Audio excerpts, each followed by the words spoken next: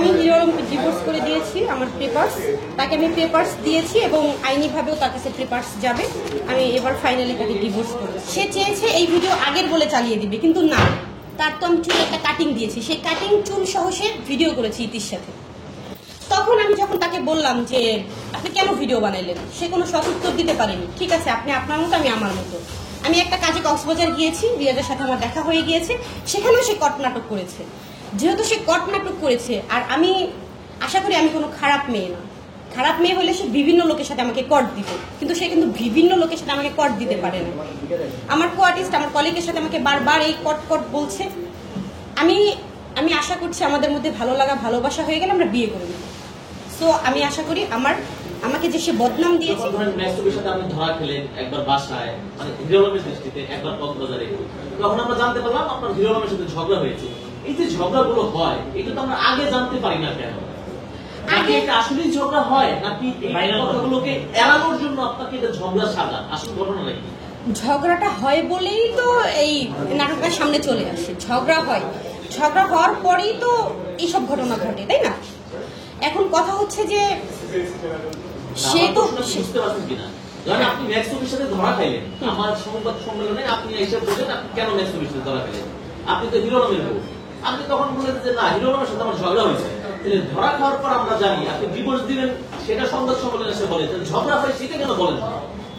সব পার্সোনাল বিষয় কি সবসময় বলে দিতে হয়? যখন পরিস্থিতির শিকার হয়ে যায় তখন তো বলতে হয়। আচ্ছা, আপনাদের এই দ্বন্দ্বটা অনেকদিন যাবত চলছে সোশ্যাল মিডিয়ায় একটা, এবং দর্শক দেখতে দেখতে তৃপ্ত, আমরা বিভিন্ন কমেন্টস পাই। সেই ক্ষেত্রে হিরোরম আপনাকে বেশ কয়েকবার তালাক ভিডিও বা দিয়েছে শুনেছি, আপনিও দিয়েছেন। এখন পর্যন্ত কোনো প্রমাণ গণমাধ্যমে আসছে কিনা বা আপনাদের কাছে আছে কিনা সত্যতা যে আপনি সত্যি হিরোরমকে ডিভোর্স দিয়েছেন, নাকি কয়েকদিন পর আবারও এসে বলবেন যে না হিরোরমকে আমি ডিভোর্স দিব বলেছিলাম ঠিক নাই? না না, আমি হিরোরমকে ডিভোর্স করে দিয়েছি, আমার পেপারস, তাকে আমি পেপারস দিয়েছি এবং আইনিভাবেও তার কাছে পেপারস যাবে। আমি এবার ফাইনালি তাকে ডিভোর্স করেছি।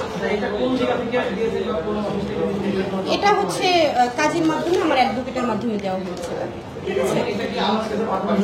হ্যাঁ, আলম পার্সোনালি পেয়ে, কত মাধ্যমে তো আছে দেওয়ার, তাই না? হোয়াটসঅ্যাপের মাধ্যমে তাকে দেওয়া হয়েছে ছবি। হ্যাঁ, আর আইনিভাবে সে পেয়ে যাবে, তো নোটিশ তার বাসায় চলে যাবে। হ্যাঁ হ্যাঁ, অবশ্যই চলে যাবে, এটা সময় লাগে, কিন্তু সময়ের আগে আমি তাকে প্রমাণটা দিয়ে দিয়েছি যে আমি তাকে ডিভোর্স করেছি।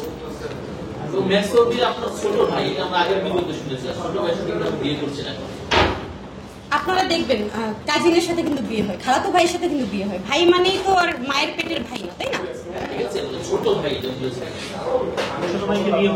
কেন বয়সের ছোট ভাইকে কি বিয়ে করে না মানুষ? সে তো আর আমার মায়ের পেটের ভাই না, তাই না? আমরা দুজনে এখন সুন্দর সুন্দর কাজ করতেছি, তো কাজ করতে করতে একটা পর্যায়ে যখন আমাদের দুজনের মধ্যে ভালোবাসা ভালো লাগা হয়ে যাবে, 3 মাস যেহেতু এখনো আছে, তো 3 মাস গেলে তারপরে হচ্ছে যদি মনে করি যে আমরা বিয়ে করবো, অবশ্যই আমরা বিয়ে করবো। দেওয়ার মূল কারণ হচ্ছে সম্পর্কের মধ্যে সে কিন্তু তৃতীয় ব্যক্তি ঢুকাইছে, এই যে মিথিলা নামের মেয়েটা। 1 নাম্বার হচ্ছে মিথিলা নামের মেয়েটার জন্য আমি আর তার সাথে সংসার করতে পারবো না, সারা জীবনই সে অশান্তি করবে আমাদের মধ্যে। আর দ্বিতীয়ত ইতি চৌধুরী, এই ইতি নামের মেয়েটা, এই আমার কথা শোনেনি, তারা লুকায় লুকায় দেখা করে, ভিডিও করে, যেটা আমি না করেছি, সে শোনেনি।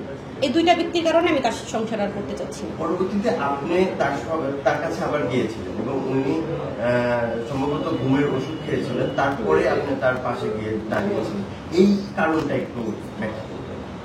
এখন আমাদের তো তখনও তালাক হয়নি, কিন্তু আলম বলেছিল আমাকে তালাক দিবে, কিন্তু তালাক দেয়নি। যেহেতু সে আমার হাজবেন্ড ছিল, সে অসুস্থ, আমি ছুটে যাবো, এটা স্বাভাবিক। তো আমি ছুটে যাবো, এটাই স্বাভাবিক। গেলাম, আমি ভেবেছি সে পরিবর্তন হবে, কিন্তু তার মধ্যে আমি পরিবর্তন পাইনি। আমার কথা হচ্ছে সে আমার এক্স হাজবেন্ড, আমি তার নামে কোনো বদনাম বলতে চাচ্ছি না, কিন্তু আমি সত্যিটা বলবো। সত্যিটা তো বলতেই হবে, কেন তার সংসার আমি করতে পারলাম না। না, এরকম কোনো প্রমাণ আপনারা আশা করি পাননি। আমাদেরকে কোনো আপত্তিকর অবস্থায় আপনারা পেয়েছেন কখনো? না, পাননি। ঠিক আছে, এটা ক্লিয়ার। লাস্ট আপনি কক্সবাজার গিয়েছিলেন, সেখানে সাংবাদিকরা আপনাদেরকে ধরেছিল, সেই ব্যাপারটা এসেছে? না না, ধরার কোনো বিষয় নেই, ঠিক আছে, ক্লিয়ার করছি। সেখানে একটা কাজের বিষয় আমি গিয়েছি, রিয়াজও কাজের বিষয়ে গিয়েছে। এখন আমরা সামনাসামনি কথা বলতেই পারি। আপনারা কি কোনো ভিডিও দেখেছেন যে আমরা কোনো আপত্তিকর অবস্থায় পেয়েছি আমাদেরকে? নো। এখন আমাদেরকে দেখে কেউ ক্যামেরা বের করে ফেললো, ভিডিও করে ফেললো, কট দিল, এটা কটের বিষয়টা সম্পূর্ণই আলাদা। আপনারা দেখবেন কট বিষয় হচ্ছে আমাদেরকে একটা বন্ধ রুমে পেলো আপত্তিকর অবস্থায়, এইটা কট হবে। আমাদেরকে কিন্তু কখনোই কট দিতে পারে না সে, তারপরে কট কট বলছে, এটা তারই সম্মান সে নষ্ট করছে আমি মনে করি। হিরো আলমের সম্মান সে নষ্ট করেছে। মাথায় জ্ঞান রেখে কাজ করতে হয়, ঠিক আছে?